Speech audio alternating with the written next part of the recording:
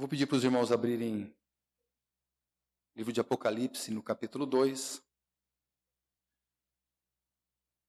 Apocalipse, capítulo 2, nós temos aqui nos primeiros versículos a conhecida carta aos Efésios. E pela graça do Senhor nós vamos caminhar um pouco aqui nessa palavra e, permitindo o Senhor, nós vamos amplificar um pouco mais, buscar um pouco mais de entendimento a partir do livro de Atos, que é onde essa igreja aqui nasceu.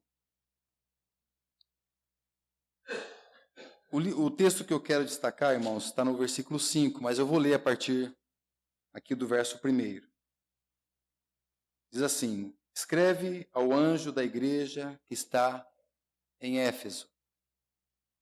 Isto diz aquele que tem na sua destra 7 estrelas, que anda no meio dos 7 castiçais de ouro. Nós não vamos fazer uma interpretação desse texto. Mas se os irmãos depois quiserem a interpretação exatamente desse versículo, ele está no último versículo do capítulo imediatamente anterior. O versículo 20 interpreta esse versículo 1 do capítulo 2. Então, se a gente quiser saber o que são essas 7 estrelas, esses 7 candeeiros, quem é este que está andando no meio desse testemunho, está aqui no capítulo 1.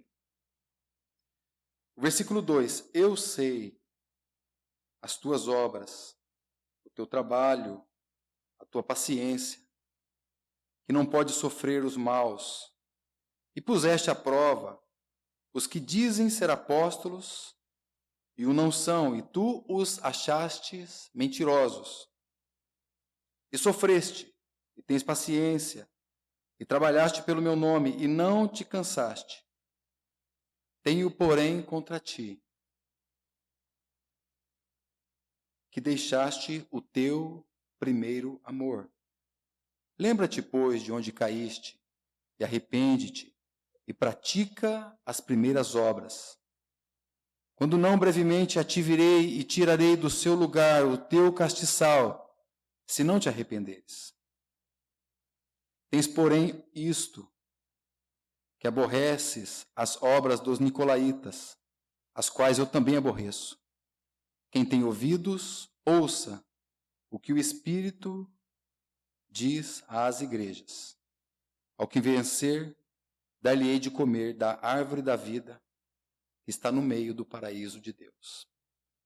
Irmãos, a nossa grande dificuldade talvez não seja, ainda que não é tão simples nós compreendermos a palavra do Senhor. Nós temos que admitir o próprio vocabulário, a própria maneira de se escrever, a forma como ela é traduzida, as expressões, muitas vezes é um pouco diferente para a nossa compreensão natural. Independente disso, nós sempre precisaremos do Espírito Santo para iluminar a nossa mente quanto ao que nós lemos. E, evidentemente, sempre recorrer a algum material, algum recurso, algum dicionário, para buscar compreender o que a palavra de Deus está dizendo. Portanto, é um livro alto. Mas essa não é a maior dificuldade, sobretudo no tempo que nós temos hoje. Hoje nós temos muitos recursos. E a gente muitas vezes não precisa gastar tanto tempo para ler tanta coisa, mas a gente pode às vezes pegar um versículo e ficar ali. Né? É o sentido da palavra meditar. Então você vai medindo, você vai meditando no texto e você vai buscando a compreensão. Muitas vezes você vai ficar com um versículo ali falando ao teu coração durante semanas. E você então vai buscando compreender aquilo. E quantas vezes o mesmo versículo volta outras vezes. E você tem outra compreensão, nova compreensão. Porque a palavra de Deus é viva, né? A palavra de Deus é eficaz. Mas, irmãos, hoje a nossa grande dificuldade, talvez a maior dificuldade, é termos a nossa mente purificada de tantos lixos que nós temos recebido através de informações desse mundo. E aí, quando a palavra vem para nós temos dificuldade de assimilar. A nossa mente tem essa dificuldade de assimilar aquilo que é verdade e o que não é verdade. Eu posso afirmar algo para os irmãos. A nossa mente não está programada para a mentira. A nossa mente está programada para a verdade absoluta. Deixa eu tentar explicar isso um pouco melhor. Quando você assiste um filme, por exemplo, Você está vendo aquela cena e o teu coração começa a disparar. Você começa parece que aquilo é verdade. Mas no fundo você sabe que alguém sentou, inventou aquilo. Você sabe que aquilo não é verdade, que aquilo foi escrito. E que no final lá vai dar tudo certo, ou não. Mas você sabe que aquilo foi criado. Mas lá dentro de você, você não sabe disso. Lá dentro de você, você foi programado para a verdade. Então, tudo que nós vamos recebendo desse mundo, tudo que nós vamos assistindo, meios, mídias sociais, todos esses bombardeios de informações, nós vamos recebendo isso como verdade. Tudo aquilo vai sendo construído dentro de nós um caráter. De forma que quando nós vamos tomar a palavra de Deus, é como se aquilo entrasse em algum certo conflito. E você vai tendo dificuldade de interpretação, mas muitas vezes a maior dificuldade nossa é menor de compreender a palavra, porque pelo fato, irmãos, de que nós estamos com a mente carregada. Romanos capítulo 12 diz uma verdade muito grande e profunda para nós. No versículo 2, ele fala ali da renovação da nossa mente, da renovação do nosso entendimento. Ele diz assim, não vos conformeis com este mundo. Ou seja, não entra na forma deste mundo. Não é assim que está dizendo o texto? Mas sede o quê?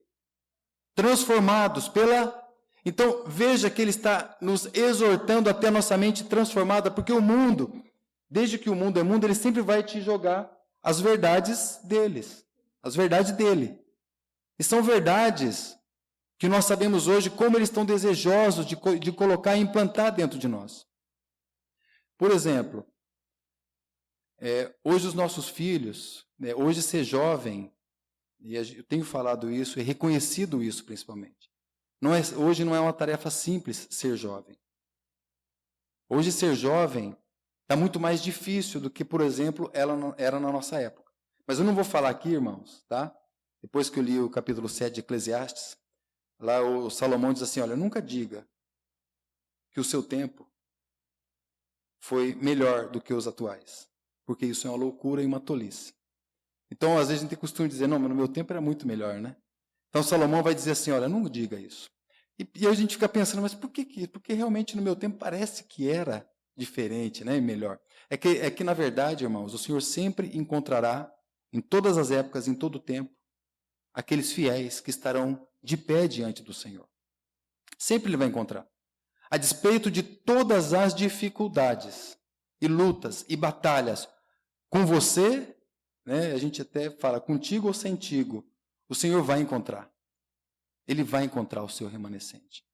Se você virar as costas para Ele, irmão e irmã, se você deixar o Senhor, como estava acontecendo aqui nisso que nós acabamos de ler, olha, eu tenho porém contra ti que você deixou o teu primeiro amor. Você deixou ele lá para trás. A impressão que dá é que você está correndo mais do que Deus. Então o Senhor vai encontrar, mesmo que sem nós, o Senhor vai encontrar o seu remanescente.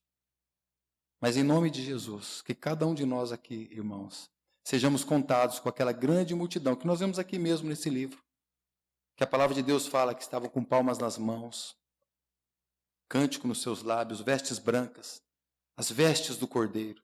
O Senhor vai encontrar aquela multidão, aquela visão que tem aqui no livro de Apocalipse, é uma grande multidão ali. Então que nós sejamos contados com essa multidão. Realmente os dias não são fáceis e não estão fáceis.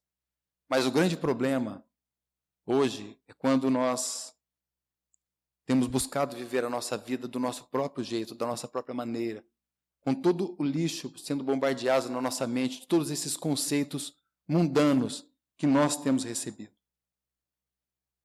Então, irmãos, essa é uma grande dificuldade. Então, que o Senhor limpe a nossa mente, abra os olhos do nosso coração, para que a gente possa compreender isso que nós estamos tomando aqui nessa noite e tomar todas essas verdades como verdades objetivas. Porque, irmãos, toda essa cultura que tem nesse mundo, chamada cultura woke, que está envolvida com situações relacionadas ao meio ambiente, a toda essa situação relacionada à música, ideologia de gênero. O que mais, irmãos? tudo isso que nós temos visto, tem um impedimento para que isso avance. Um não, dois impedimentos para esse avançar. E aí vocês vão entender por que a sua casa é tão atacada. Tem dois impedimentos para que essas ideologias avancem. Aí você vai entender por que a igreja de Deus é tão atacada. A sua família é um grande impedimento para que essa ideologia avance. Em primeiro lugar, a sua casa é um grande impedimento. Uma casa onde Deus encontra um lugar de repouso. Uma casa onde há um culto para Ele. Uma casa que é como que uma mini igreja, se é que eu posso dizer assim, do Senhor, onde o Senhor encontra ali um lar que Ele tem todo e livre acesso. A família. E hoje a gente tem que colocar outro adjetivo, não deveríamos, mas tem que colocar outro adjetivo, tem que falar família tradicional. Porque no tempo que nós estamos vivendo hoje, dois do mesmo sexo é chamado família. Mas nunca foi. Então, os nossos filhos estão sendo bombardeados com tudo isso. Hoje, uma pessoa mora sozinha e um gato castrado. Se você não fala que é família, não tem nada contra gato castrado, ok, irmãos? Mas é que isso hoje está sendo chamado de família. E aí você tem que colocar família tradicional, para entender. Mas tudo isso tem impedimentos. E você é um impedimento para esse avanço. Porque você tem preservado as verdades da palavra de Deus. As raízes profundas de toda a Escritura Sagrada. E a igreja de Deus também, um testemunho, como eu estava dizendo há pouco. Onde nós encontraremos um céu aqui nessa terra? Porque aqui é o único inferno que nós teremos que passar. Por outro lado, aqui é o único céu que os ímpios podem gozar. O único céu que o ímpio pode gozar nesse mundo. Mas a eternidade ele terá que passar afastado de Deus. Porque ele nunca quis saber do Senhor. Irmãos, aqui nós temos 7 cartas a 7 igrejas. Então começa com Éfeso. E assim como o mundo também tem essas eras, né? Eu acabei de falar aqui dessas ideologias que tem bombardeado a nossa geração. Então, essa é a chamada geração pós-moderna. O mundo também tem as suas eras. E agora, há uma era santa. E eu creio exatamente dessa maneira, porque a palavra de Deus ela mostra que a igreja também passa por períodos. A igreja ela também passa por essas eras. Então, você aqui, quando você leu essa carta de Éfeso, você tem que se remeter ao primeiro século. Você tem que voltar lá para o primeiro século. Assim como é verdade que se nós pegarmos a carta da igreja a Laodiceia, que é a última, você pode configurar exatamente com o tempo que nós estamos vivendo hoje. Porque é uma igreja morna, uma igreja que não é fria e nem quente. Você vê que é uma igreja que ela se acha rica, abastada. Ela não tem falta de nada. Nem de Deus ela precisa, nem de Deus. Tanto que Jesus está do lado de fora. Ele falou, eis que eu estou à porta e bato. Se alguém abrir, eu vou entrar. Eu vou cear com ele. Então, vocês imaginam a condição da igreja que nós vivemos hoje? Então, esses períodos, irmãos, essas eras, nós encontramos, então, desde o primeiro século até hoje. Mas eu também creio que ainda hoje nós encontramos Éfeso, no nosso tempo, uma igreja que tem deixado de lado o seu primeiro amor. Mas também temos, exatamente no nosso tempo hoje, como eu disse, Laodiceia, assim como nós temos Filadélfia. Então você tem Éfeso, Esmirna, Pérgamo, Tiatira, Sardes, Filadélfia e Laodiceia. Quando você pega o mapa da Ásia, você descobre que essas igrejas elas estão num sentido cronológico. Então, parece-nos correto dizer que o Espírito Santo colocou exatamente nessa ordem essas igrejas, no sentido geográfico e cronológico, para dizer, o relógio de Deus está passando. E nós estamos chegando já perto da meia-noite. Então, é tempo de abrir os nossos olhos. E por que eu resolvi, então, irmãos, tomar aqui essa carta? Porque aqui tem algumas particularidades e peculiaridades que, vez após vez, nós precisaremos voltar às realidades da carta da igreja de Éfeso. retornar à prática das primeiras obras. Retornando à prática das primeiras obras. E para isso, eu quero rapidamente tocar em alguns pontos que eu já fiz a leitura aqui para os irmãos. E toma comigo aqui, irmãos, por favor, o versículo 2. O que ele diz aqui para nós? Ele diz assim: eu conheço as tuas obras. O que a palavra do Senhor está dizendo para nós é que Ele conhece todos os esforços de cada irmão e de cada irmã para que o Senhor encontre um culto no nosso meio. O Senhor sabe todo o labor. Uma outra versão diz: eu conheço o teu labor. Eu conheço tudo aquilo que você está fazendo em prol do reino de Deus. É isso que Jesus está dizendo. Eu sei do teu esforço. Eu sei da tua dedicação. Eu não estou ignorando o trabalho, o ensino. Eu não estou ignorando o evangelismo. O coração que vocês têm tido pelas almas perdidas. Eu não estou ignorando o zelo que vocês têm tido uns pelos outros, o cuidado. Porque o Senhor, irmãos, Ele jamais despreza o trabalho nosso. Porque na realidade, alguém disse que aquele que não serve para servir, não serve para ser servido. Porque o que os irmãos acham que nós faremos na eternidade se não servir uns aos outros? E servir ao Senhor.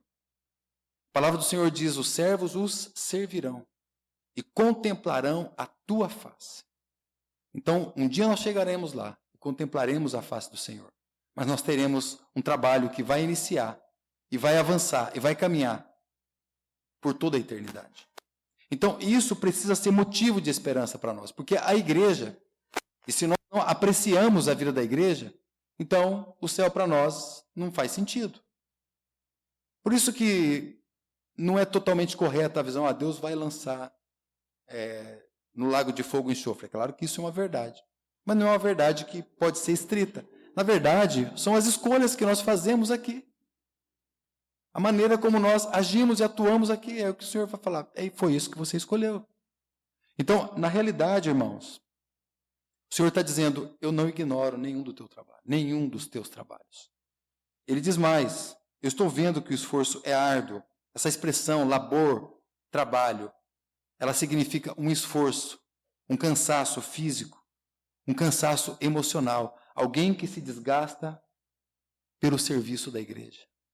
Alguém que se doa ao serviço da igreja. Alguém que tem, como foi perguntado a um servo de Deus do passado.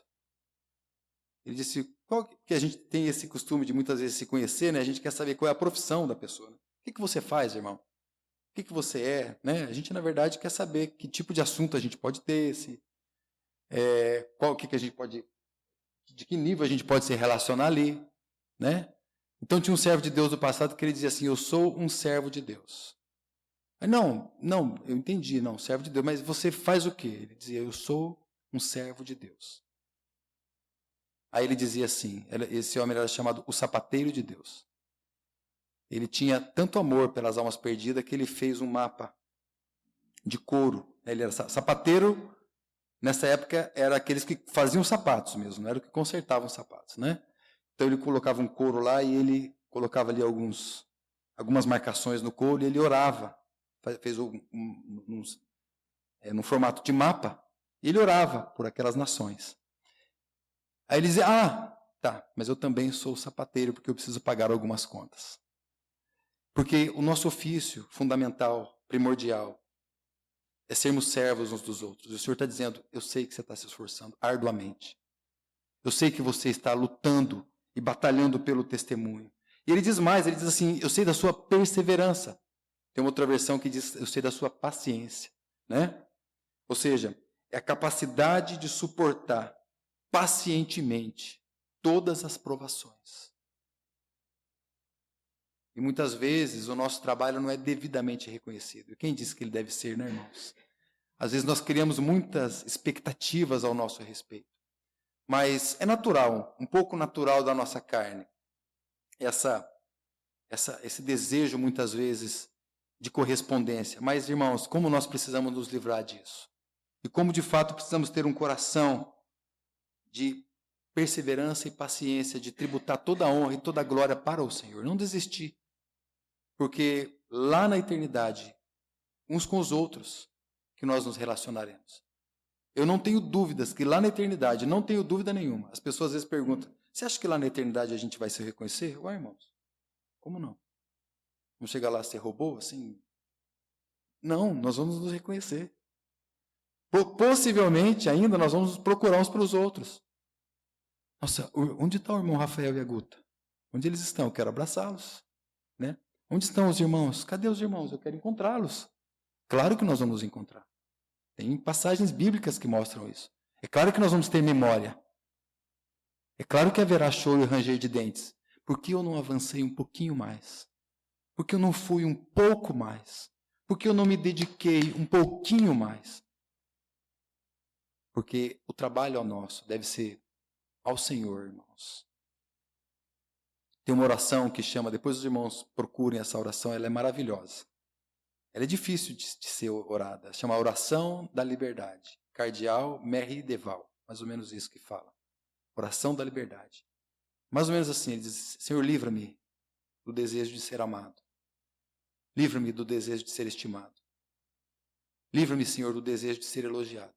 Aí ele vai continuando a sua oração, maravilhosa. Ele diz assim, e concede-me, Senhor, a graça que os outros sejam mais amados do que eu.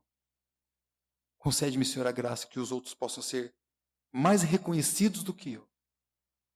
Concede-me, Senhor, a graça de que os outros possam ser lembrados e eu deixado de lado. Mas, Senhor, concede-me a graça de ser sempre lembrado por Ti mesmo. E manter essa comunhão viva. Porque, irmãos, a nossa comunhão uns com os outros, ela só é genuína, real e verdadeira se primeiro for na esfera vertical. Senão, nós só teremos relacionamentos no nível social. O nível horizontal ele só pode ser real e verdadeiro se tiver uma cruz. Né? O nosso relacionamento é uma cruz, não eu, mas Cristo vivendo em nós. Mas, irmãos, deixa eu avançar um pouco mais. Ele diz assim, eu não sustento, não tolero homens maus. Ou seja, uma igreja que está perseverante observando a palavra de Deus e compreendendo se o que está sendo dito, falado, pregado, é de fato a pregação genuína. É de fato aquilo que está encontrado nas letras sagradas. Irmãos, nós precisamos nos cansar de todas essas também ideologias que estão no meio do povo de Deus. Sabe essas coisas que nos dividem? Você é arminiano, você é calvinista, você é pós-tribulacionista, você é pré... Eu falei, irmão, eu nem sei o que eu sou. Eu não sei. Me explica o que eu sou. Não, você é milenista, amilenista. O que você é? Porque essas coisas só nos dividem. Essas coisas não nos levam a lugar nenhum, exceto para dividir a nossa... Um dia o irmão perguntou, irmão, você é pré-tribulacionista ou você pode? Eu falei, irmão, me explica. O que é isso? O que isso quer dizer? Que a igreja vai passar pela tribulação? Eu creio que vai passar pela tribulação. Mas nós vamos ser tirados antes? Não, eu creio que nós vamos ser tirados. Mas antes ou depois? Eu falei, irmão, eu não sei, eu sei que a gente precisa estar preparado. Estejamos preparados. Porque todas essas sutilezas têm um objetivo. Só um objetivo. Nos tirar da centralidade de Cristo. Quando você pega cada uma dessas cartas, aliás, quando você pega o livro de Apocalipse, irmãos, deixa eu corrigir minha fala. Quando você pega a Bíblia toda, você vê uma pessoa no centro. Essa que foi aqui na abertura feita pelo nosso irmão. A pessoa bendita de Jesus Cristo. No princípio, criou Deus o céu. Ele estava lá no princípio. Quando você pega Colossenses, você vai descobrir que aquela palavra princípio é Cristo mesmo. Então, tudo que for menor, nosso irmão Thomas, ele sempre fala isso com muita ênfase, com muita propriedade. Tudo que for menor do que Cristo vai nos dividir. Então, nós não podemos pegar esses brinquedinhos da moda e trazer para dentro aqui e achar que isso vai edificar alguma coisa. Irmãos, não edificou até hoje. O que edifica a sua igreja é uma pessoa, é Cristo. Agora, é claro que nós estudamos esses assuntos, é claro que nós estudamos esse tema, mas eles não são prioridades para nós. É claro que a gente estuda escatologia, é claro que nós estudamos a soteriologia, a doutrina da salvação. É claro que nós estudamos a pneumologia, a doutrina do Espírito Santo. A gente estuda, mas tudo isso para nós é assim como que uma alegria, um gozo, para que a gente possa ver mais e mais a pessoa de Cristo. Mais e mais a pessoa de Cristo, porque senão não tem sentido encher aqui de conhecimento. Qual foi o problema da igreja de Éfeso? Aqui estava distante daqui. Quando o coração fica distante do intelecto, nós precisamos do intelecto, precisamos nos encher da palavra, precisamos tomar a verdade da palavra de Deus. Mas, irmãos, se nós fugirmos daqui, diz que a maior distância entre dois pontos é entre a mente e o coração, né? Diz que é 40 centímetros, é a maior distância entre dois pontos, do norte ao sul, do leste ao oeste. Não, é daqui a aqui. Se aqui conseguir atingir aqui, nós não perderemos o nosso primeiro amor. E tudo que nós tomarmos da palavra de Deus vai ser para amar mais a pessoa de Cristo. Irmãos, nós não poderemos amar uns aos outros se não amarmos primeiro a Cristo. Irmãos, nós não poderemos amar o nosso cônjuge se não amarmos ao Senhor em primeiro lugar. Irmão, se você tomar o livro de Samuel, você vai descobrir algo a respeito daquele sacerdote ali. Tem uma frase descrita ali daquele homem. Ele diz assim: e Samuel amou mais aos seus filhos do que ao Senhor. Irmãos, você quer perder os seus filhos? Ame mais a eles do que ao Senhor. Teve um menino, ele tinha uns 12 anos na época, ele disse assim para o seu pai: se eu não ganhar isso de você, papai, eu vou deixar de te amar. Aí o pai disse para ele assim, a mãe disse para ele, foi a mãe, porque para a mãe falar isso é mais difícil, né? Diz assim: quem disse que eu quero teu amor? Eu quero teu respeito, eu quero a tua sujeição e a sua submissão. Sabe quando um filho desse deixa de amar seus pais? Nunca. Nunca. Se você amar mais os seus filhos, quem você ama mais, o papai ou a mamãe? Né? Porque, de verdade, irmãos, nós pregamos muito mais com as nossas ações. Né? Alguém disse que o que você está falando, eu não consigo ouvir porque as suas ações falam muito mais altos. Falam muito mais alto. Então, ele foi condenado. Leia o livro de 1 Samuel. Não repreendia os seus filhos. Não colocava os seus filhos debaixo da sujeição. Então ele perdeu. Ele perdeu tudo. Seus filhos morreram.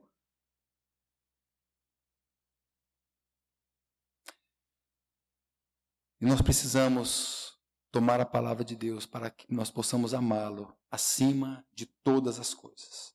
E essa era a igreja, irmãos. O Senhor está dizendo para ela: olha, você sofre. Versículo 3. Você sofre. Outra versão diz: você persevera, você tem paciência. Você trabalha. Está vendo? O Senhor não despreza nada disso. Absolutamente nada. E tudo isso é importante. Agora, se deixar o primeiro amor? Agora, irmãos, eu queria abrir um pouco mais, como eu disse para os irmãos, do que é esse deixar o primeiro amor. Eu queria dar um pouco mais assim de amplitude para que a gente possa compreender. Porque aqui, é chamada essa perícope, né? Essa seção aqui de Éfeso, essa seção, ela mostra para nós de maneira muito clara o que é deixar o primeiro amor. Está muito claro para nós. Mas se você quiser, de fato, compreender de maneira mais profunda, você precisa ir para o livro de Atos, onde essa igreja nasceu. A igreja de Éfeso nasceu lá no livro de Atos. Foi ali, pela pregação de Paulo. E isso vai nos ajudar muito. Então eu vou pedir para os irmãos abrirem. Livro de Atos, no capítulo 18. Ali começa, então, a igreja de Atos. A igreja de Éfeso, no livro de Atos. Na verdade, né, irmãos, você está abrindo agora.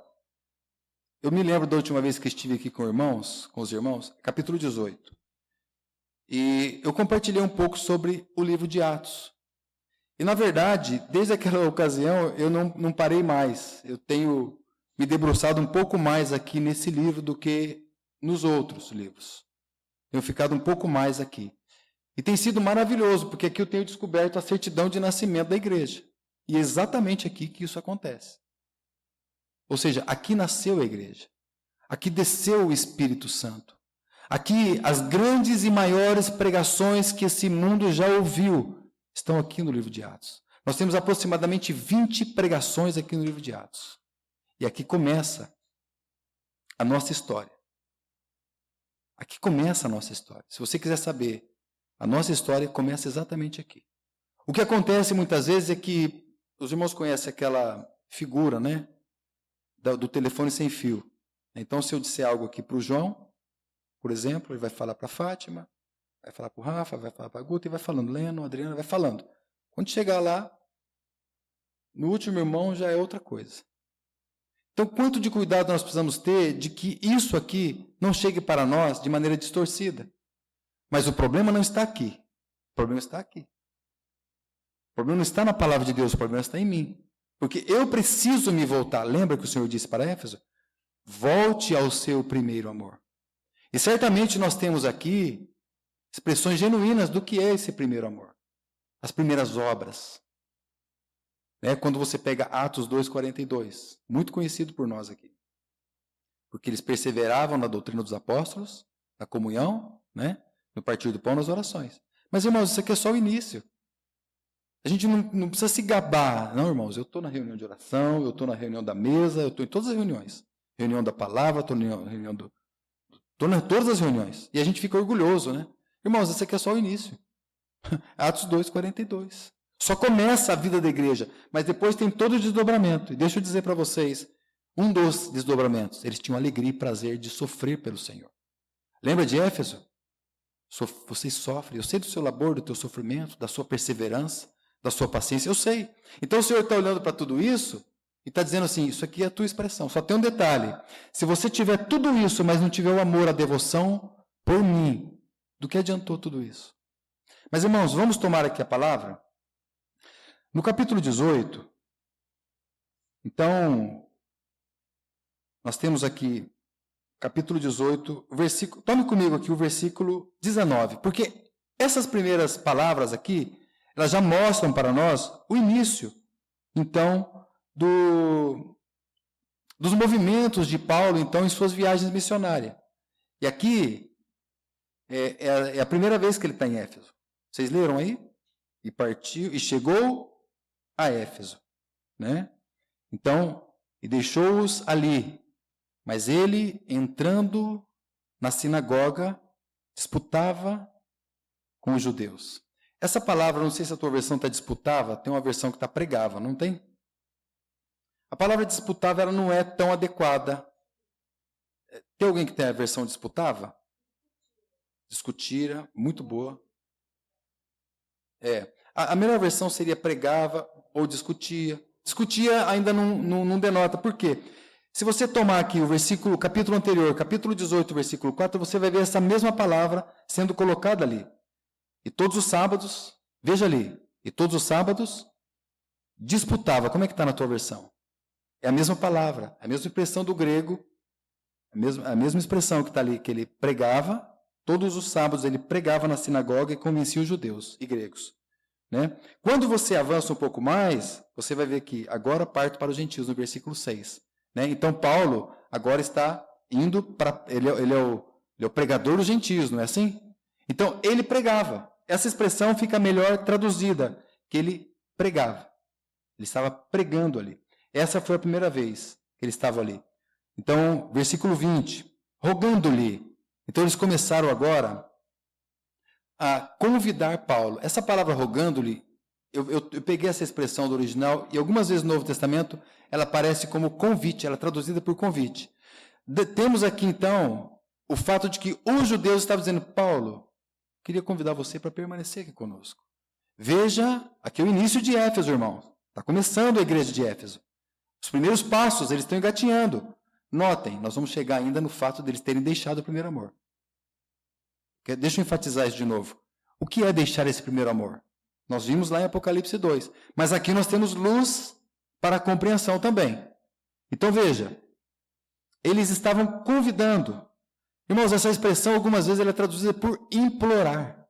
É como que eles estavam assim, Paulo, por favor, Paulo, não vá embora. Fica conosco. Prega a palavra para nós, Paulo. Nós queremos ouvir mais desse evangelho. Aqui o sentido da palavra evangelho era de fato o sentido puro da palavra, que são as boas novas. Jesus veio ao mundo. Você não precisa mais viver a sua vida. Você não precisa mais andar do mesmo jeito. Agora você tem alguém que vai te substituir, vai colocar a vida dele em você. Paulo, nós suplicamos, é outra tradução possível para essa palavra, rogando-lhe. Nós suplicamos para que você fique conosco. E aí,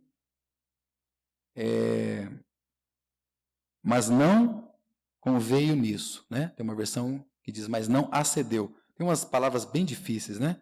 Mas ele não acedeu. Paulo, de alguma maneira, entendeu que não era o momento de ele continuar na igreja ali. Não na igreja ainda, né? Ele ainda estava levando a palavra. Então, veja o verso 21 agora.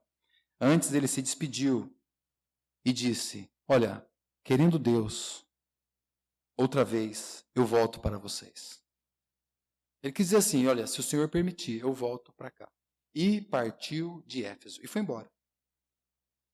Então, aqui é a sua segunda viagem missionária. Aqui, irmãos, nós estamos aproximadamente no ano 52 da nossa era, bem no início. É a primeira vez que ele coloca os pés em Éfeso. Então, o que você vê aqui? Qual é o sentido do coração desses irmãos? O que você consegue perceber que seria algo de amor desses irmãos, que eles um dia deixaram, lá na frente eles deixaram? Primeiro, irmãos, desejo por aprender mais. Acho que é o primeiro ponto que cada um de nós pode reconhecer aqui. Desejo de aprender mais. Aliás, os grandes sábios dizem assim, quanto mais eu aprendo, mais eu descubro que eu preciso aprender. Né? Porque quando nós achamos que sabemos tudo, é porque nós não sabemos nada. Porque o conhecimento é muito interessante. Quanto mais você vai avançando nele, mais você vai descobrindo o quanto você precisa aprender. E tem uma pessoa que diz assim, aprendei de mim. Sou manso e humilde de coração. Graças ao Senhor, porque esse Senhor nós teremos uma eternidade para conhecê-lo. Uma eternidade toda para nós conhecer o Senhor. Então eles tinham mais desejo por aprendizagem. Outro ponto. Retorno às Escrituras. Irmãos, isso precisa também falar aos nossos corações. Retornar para a base da palavra de Deus. Tudo o que o diabo quer fazer é tirar isso aqui do nosso meio. Tudo que ele quer fazer. Hoje, celular é um desafio. Eu tenho Bíblia no meu celular, tenho Bíblia aqui, também tenho. Mas, olha, irmãos, não é fácil. De manhã eu nem posso ligar, porque se eu ligar, eu me conheço. Eu me conheço. Eu vou deixar a palavra de Deus de lado.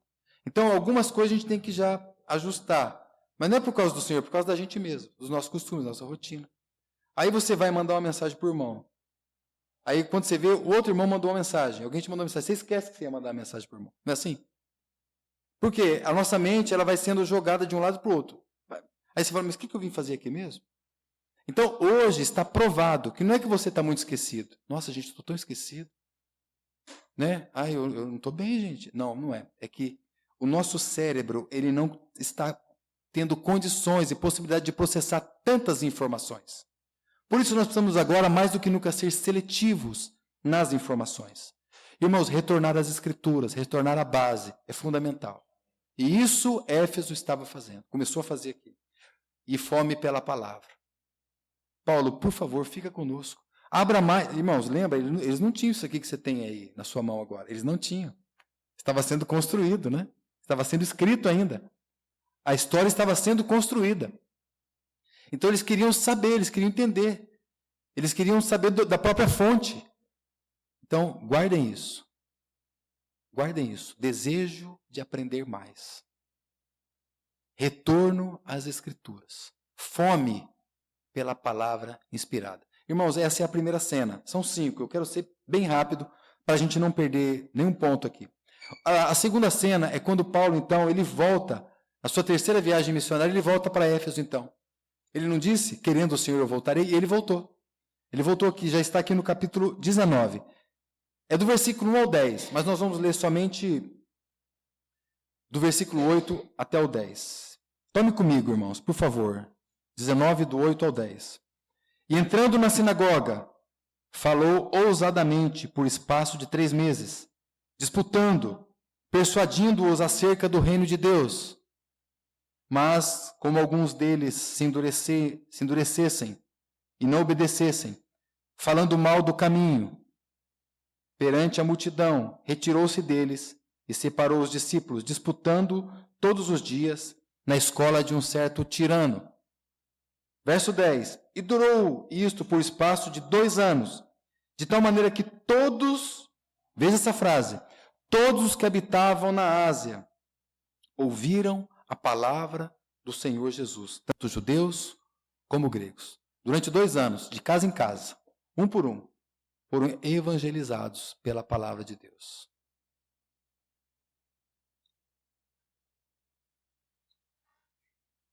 E aqui então, irmãos, quando você lê o capítulo 20, o verso 31, você vai descobrir que Paulo ficou ali por 3 anos, no total. E aqui começa já aquela separação entre os que creem e os que não creem. E é uma seleção, não é natural, uma seleção totalmente espiritual. E Deus vai separando aqueles que vão crendo. E Deus vai trazendo para si, vão crescendo, aumentando o número daqueles que vão crendo. Então, essa escola aqui chamada Tirano é um local de ensino que havia ali. Paulo então estava ali constantemente, ensinando aqueles irmãos. Bem no início, então, ele encontra, se vocês lerem depois os versículos, vocês vão ver isso. Ele encontra os discípulos de João Batista. E é muito interessante porque eles não sabiam do Espírito Santo. Eles não conheciam o Espírito Santo. Porque o batismo deles ainda era o batismo do arrependimento, o batismo de João Batista. E então, eles foram batizados no nome do Senhor Jesus, né? E veio a ele, então, diz a palavra do Senhor, o Espírito Santo. Quais são, então, aqui, irmãos, as primeiras obras? Quais são as primeiras obras? O que nós conseguimos coletar aqui dessas primeiras obras que haviam ficado para trás? Primeiro, o aprendizado da pessoa e da obra do Espírito Santo.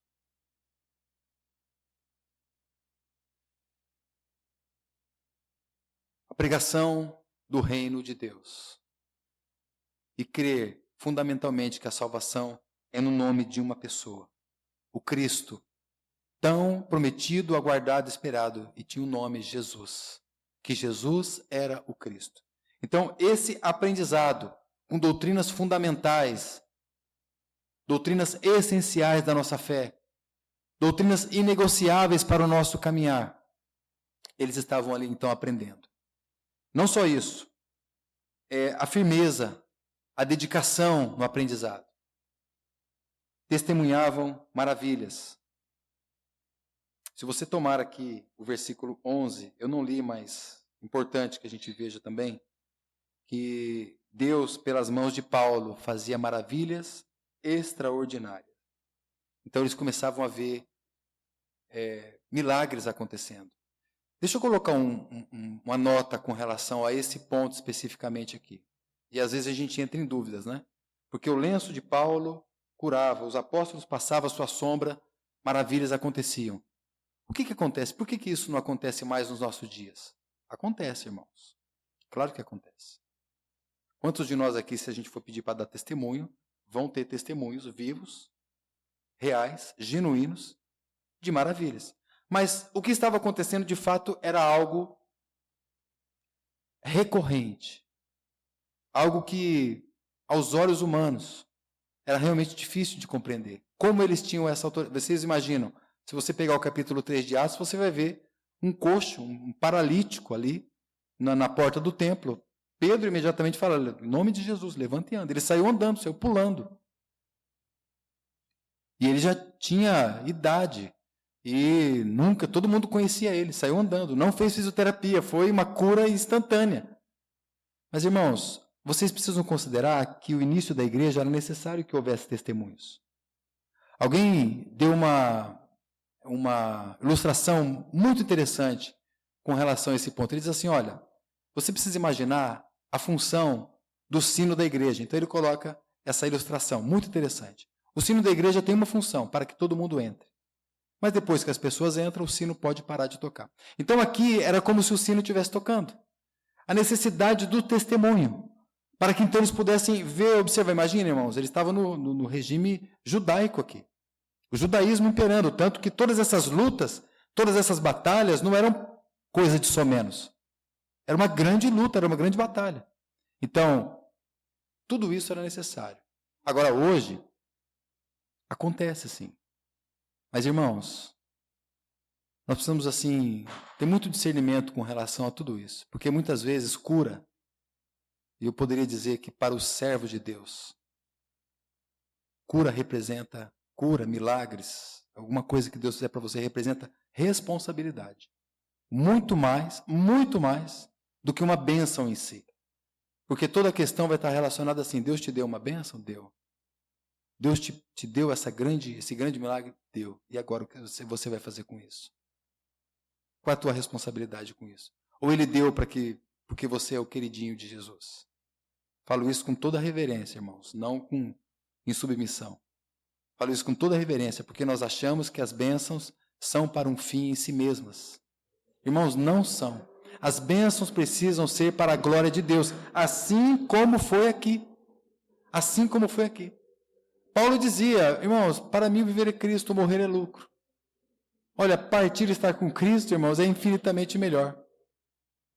É infinitamente melhor. Mas se convém que eu continue aqui por causa do progresso, o avanço na fé, carta aos Filipenses, né? Então, ok, eu continuo com os irmãos. Mas para nós, sempre partir e estar com Cristo vai ser muito melhor. Mas, irmãos, vamos avançar um pouco mais. Agora aqui vamos para a terceira cena, aqui ainda Atos capítulo 19. Aqui você vai ver o nome do Senhor Jesus sendo engrandecido. Você vai ver aqui abandono à idolatria, confissão de pecados, um impacto muito forte naquela sociedade. O verso 17 diz assim, isto foi notório. Aqui ele está falando do contexto, aqui são aqueles 7 filhos de Seva. É isso que ele está no contexto aqui imediato. Aqueles sacerdotes judeus. Então eles tentaram invocar o nome de Jesus, porém sem autoridade. Então não havia neles fé, não havia neles testemunho. Então é isso que está dizendo, isso foi notório. Então tomaram o nome do Senhor em vão, de maneira descompromissada. Então, e isto foi notório a todos os que habitavam em Éfeso, tanto judeus como gregos. E caiu temor sobre todos eles, e o nome do Senhor Jesus era engrandecido. Vai pegando esses termos aqui, porque aqui nós estamos na terceira cena. E depois no final vai fazer sentido o que é que Éfeso havia deixado para trás. Então aqui, confissão de pecados. Se confessarmos os nossos pecados, Ele é fiel e justo para nos perdoar os pecados e nos purificar de toda injustiça. Irmãos, o Senhor está colocando algo no teu coração que você tem percebido que tem desagradado. Vai diante do Senhor. Por favor, irmãos, não vá diante do ofendido, em primeiro lugar, não. Vá diante do Senhor. Vá diante dele, se coloque de joelhos. Senhor, isso aqui tem me separado de ti. Senhor, isso aqui tem roubado a minha devoção com o Senhor. Senhor, exatamente confessa, irmãos. Quem confessa o seu pecado e deixa, o que acontece? Alcança misericórdia. Porque Ele é fiel e justo para nos perdoar os pecados. E aqui outras tantas maravilhas aconteceram. Depois você pega o verso 19. Eles tinham lá um grande material de artes mágicas, até interessante. Os que seguiam artes mágicas, eles trouxeram todos aqueles livros e queimaram diante da presença de todos eles. Então você vê abandono de práticas ocultistas, misticismos, todas essas situações de coisas desconhecidas da palavra, irreverência com a palavra de Deus. Eles foram deixando tudo isso de lado, porque havia agora temor, reverência ao nome de Jesus. Eles buscavam mais a palavra, mais testemunho. E veja comigo o verso 20. Olha que frase linda que nós temos aqui. Porque assim a palavra do Senhor crescia poderosamente e prevalecia. Olha isso. Então, quando isso vai acontecendo no nosso meio, esse progresso, o avanço da fé vai acontecendo.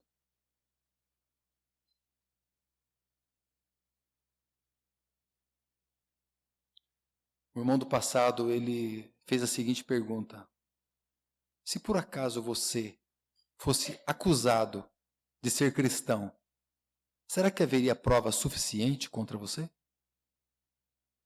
Para esses irmãos aqui, havia muita prova suficiente para que eles fossem condenados. E para eles era uma grande glória sofrer e serem condenados pelo nome do Senhor. Porque, irmãos, o conceito de cristianismo nosso hoje está muito deturpado. Os irmãos estão percebendo como anda a igreja de Deus hoje? Hoje a pregação não é mais para Deus, é para os homens. Porque Deus tem uma grande obra na sua vida. Irmãos, mas aí alguém pergunta, mas irmão, isso aí não é verdade? Irmão, toda heresia tem que ter a verdade no meio, porque senão não é verdade. Senão não é heresia. A heresia precisa conter verdade, porque senão não é heresia. Só que a heresia é a deturpação da verdade. Primeiro, o culto não é para o homem, o culto é para Deus. A Deus tem uma grande obra para fazer na sua vida. Irmãos, a grande obra que Deus tem para fazer na nossa vida foi aquela obra na cruz do Calvário. Não tem uma grande obra na nossa vida. Aquele que começou a boa obra, ele é fiel para completá-la. Essa é a grande obra. Então nós vivemos hoje e não tem prova nenhuma contra nós como cristãos. A igreja de Deus hoje, vocês já perceberam os cânticos que são cantados hoje? Não dá nem para mencionar. Eu fiz uma pesquisa, se você pode fazer isso depois. Quais são os cânticos, você tem que colocar direitinho lá para eles saberem. Quais são as músicas gospels mais tocadas?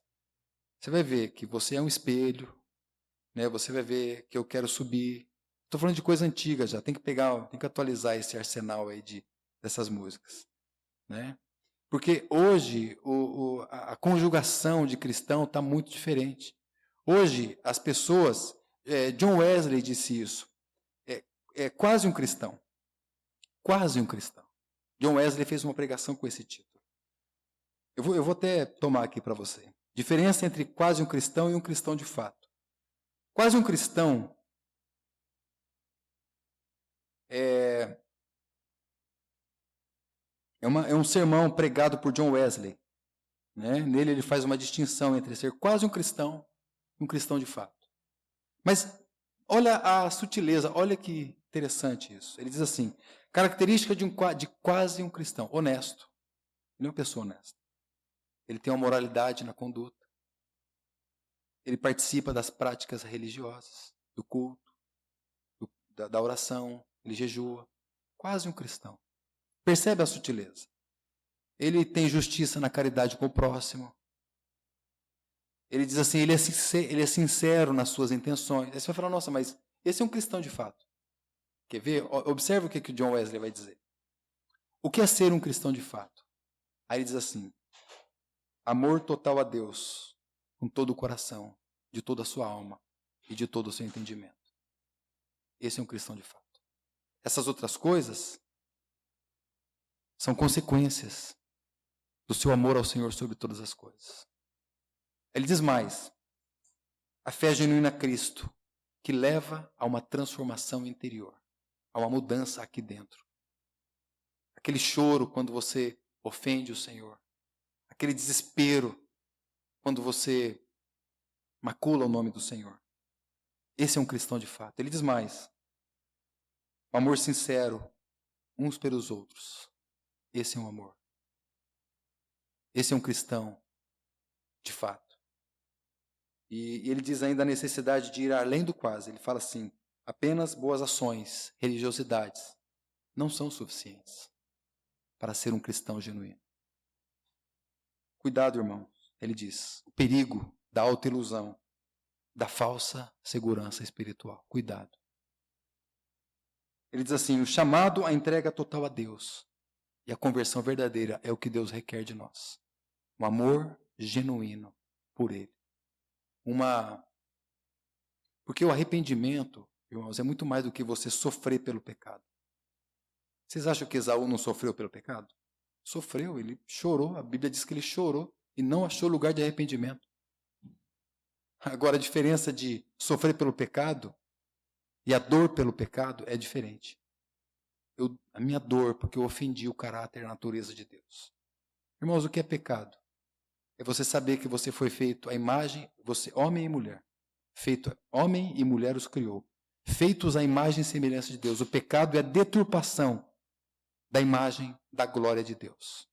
Quando o ímpio olha para você, ele está vendo a imagem de Deus.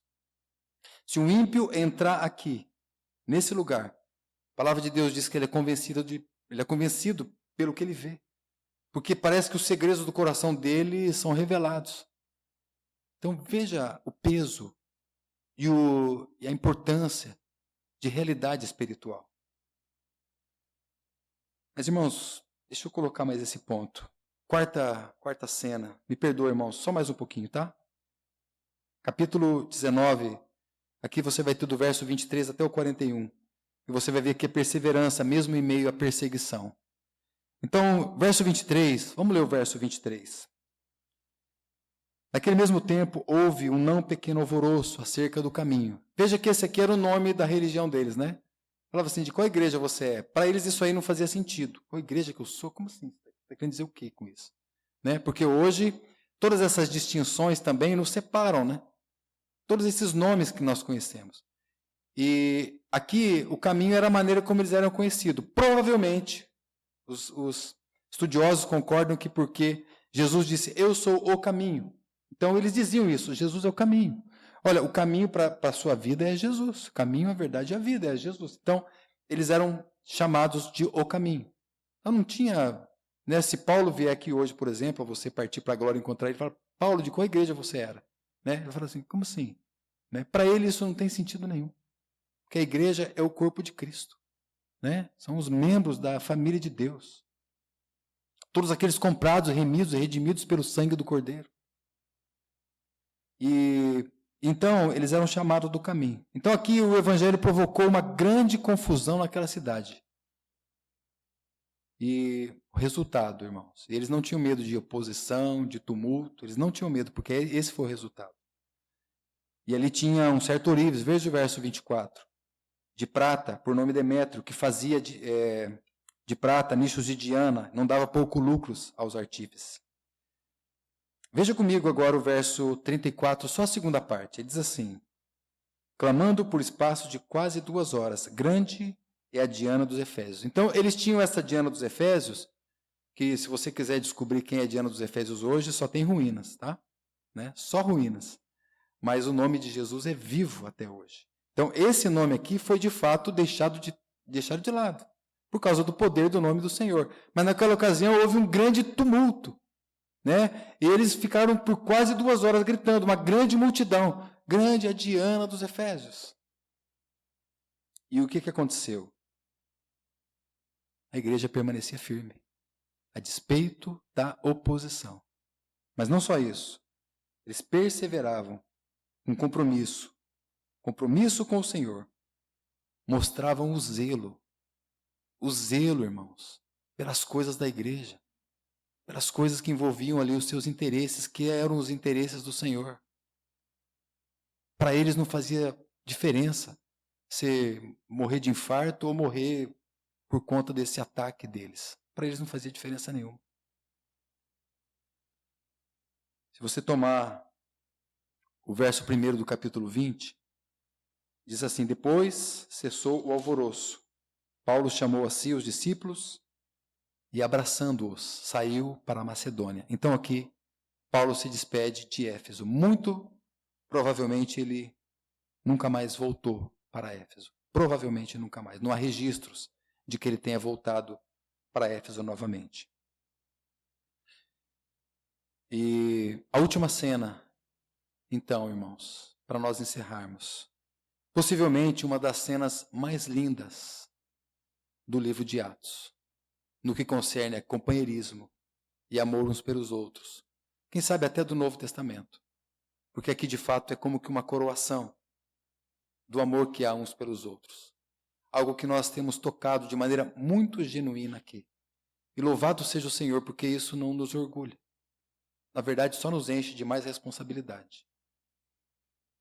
Mas a gente pode ver que isso já era uma prática desses primeiros irmãos. Do verso 17 até o 38, mas nós vamos aqui nos deter somente a alguns textos. Deixa eu só colocar um ponto aqui para os irmãos, que Paulo, então, o contexto aqui, ele se dá numa cidade portuária chamada Mileto. Essa seção, do 17 até o 38. E essa cidade está localizada numa região ali da Ásia Menor. De Éfeso até Mileto, aproximadamente 60 quilômetros. É onde Paulo está. De alguma maneira, Paulo enviou informações para os presbíteros de Éfeso, que ele queria ter uma reunião com eles. Ele queria dar uma palavra com eles. O que aconteceu? Então, nós não temos registro de que Paulo tenha voltado para Éfeso, eu disse isso para os irmãos. Mas os presbíteros de Éfeso foram para Mileto. Irmãos, atentem-se para isso. Porque a possibilidade de você ir para Mileto era basicamente 3 maneiras. Ou você ia de embarcação, ou você ia com uma mula, ou um cavalo, ou você ia a pé. Era a maneira que você tinha para se deslocar aí esses 60 quilômetros. De embarcação demorava 12 horas, era o dia inteiro para você chegar nesses 60 quilômetros.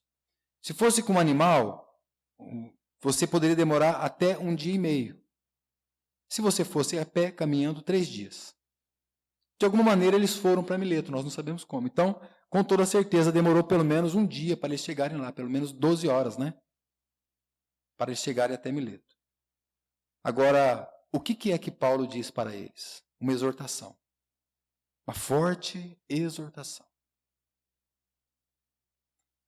Cuidem do rebanho. Irmãos, essa responsabilidade é de todos nós. Cuidem do rebanho. Cuidem uns dos outros. A gente não deve ver e olhar o filho dos nossos irmãos, só vou dar um exemplo, como os filhos dos nossos irmãos. Tem que ser os nossos filhos. Eles precisam ser os nossos filhos. Assim como as irmãs mais velhas, nós temos como nossas mães, né? Nós somos cuidados por tantas irmãs. Quantas irmãs têm orado por nós, uns pelos outros? Irmãos têm esse encargo, peso de oração. Mas foi isso que Paulo disse para eles. Está aqui no verso do 17 ao 38. Cuidem do rebanho de Deus. Cuidem uns dos outros. E eu vou dar também para vocês um outro alerta. Lembra que Jesus disse para eles na Apocalipse, olha, eu vejo que vocês não toleram os homens maus, os que dizem ser apóstolos e não são. Eu percebo que vocês não suportam as obras dos nicolaítas. Lembra que nós lemos? Quem são os nicolaítas? Aqueles que se colocam como cabeça.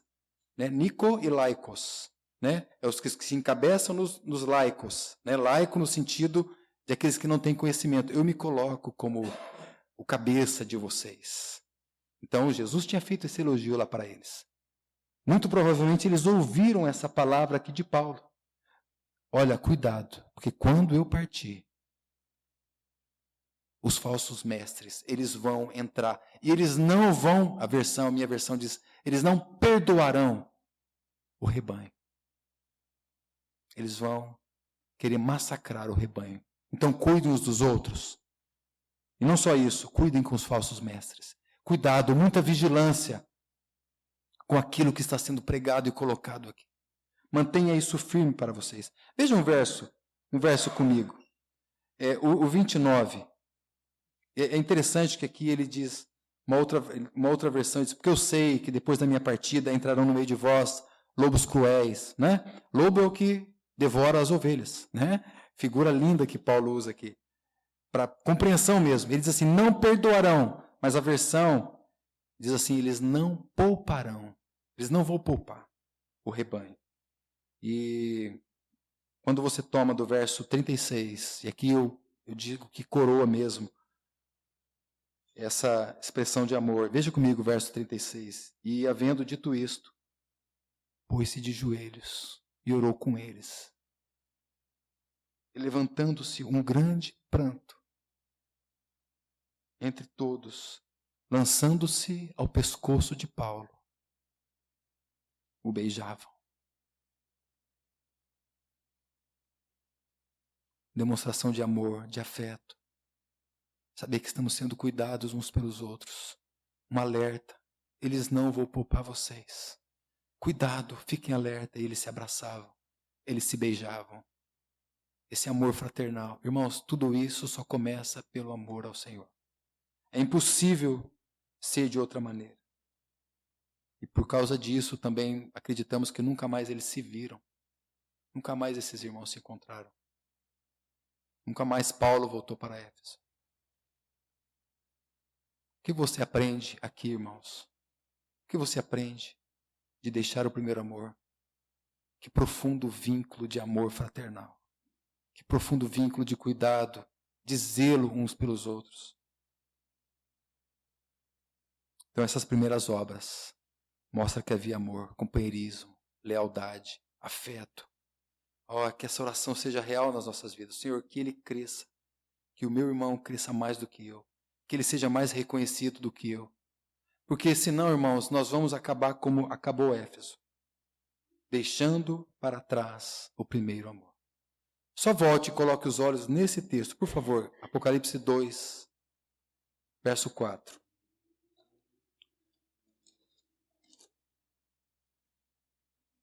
Porque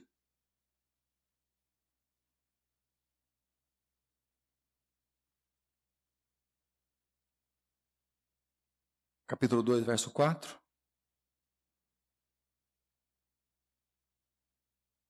Porque depois, então, João iria dizer exatamente essas palavras. Contra ti deixaste o teu primeiro amor. Por isso, amados, é o cuidado que nós precisamos ter de zelo. Porque o Senhor disse assim, eu edificarei a minha igreja.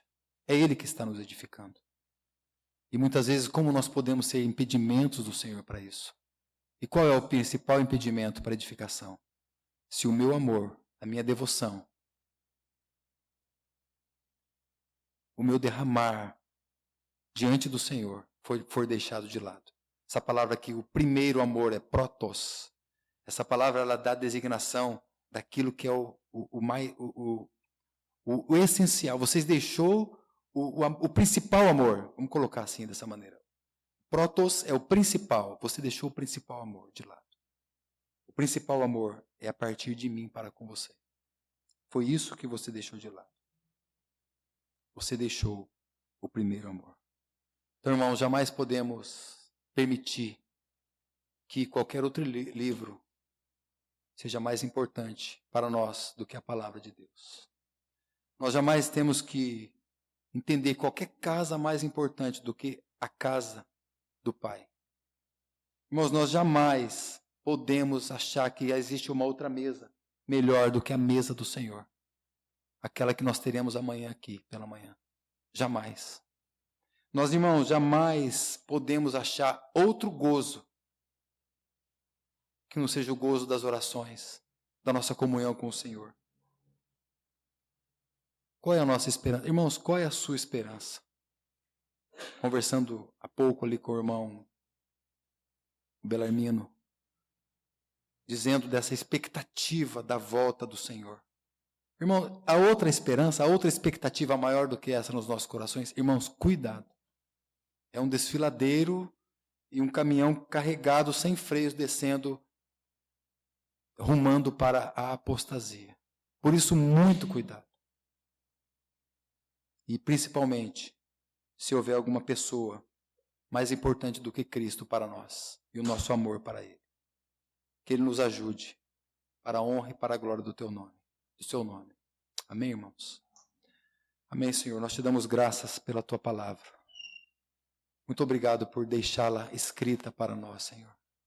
Nós bendizemos o Teu nome. Agradecemos porque o Senhor não tem desistido de nós.